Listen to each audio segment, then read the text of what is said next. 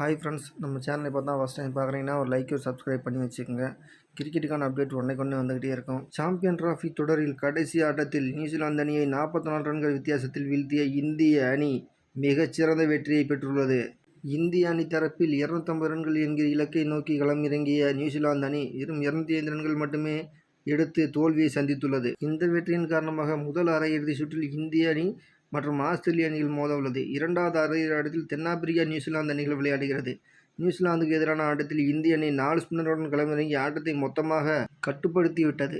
அதில் தமிழ்நாடு வீரர் வருண் சக்கரவர்த்தி 10 ஓவர்களில் 42 ரன்கள் மட்டுமே கொடுத்து 5 விக்கெட்டுகளை வீழ்த்தி சாதனை படைத்தார். இதனால் ரசிகர்கள் அனைவரும் வருண் சக்கரவர்த்திக்கு பாராட்டுகளை தெரிவித்து வருகின்றனர். இந்த சூழலில் வருண் சக்கரவர்த்தி இந்த ஆட்டத்தில் செய்த தவறு ஒன்று கணிக்கப்பட்டு வருகிறது. இந்த ஆட்டத்தின் 3வது ஓவரை ஹார்திக் பாண்டியா வீசினார். அப்போது நியூசிலாந்து அணியின் தொடக்க வீரர் வில்லியங் பேட்டிங் செய்து கொண்டிருந்தார்.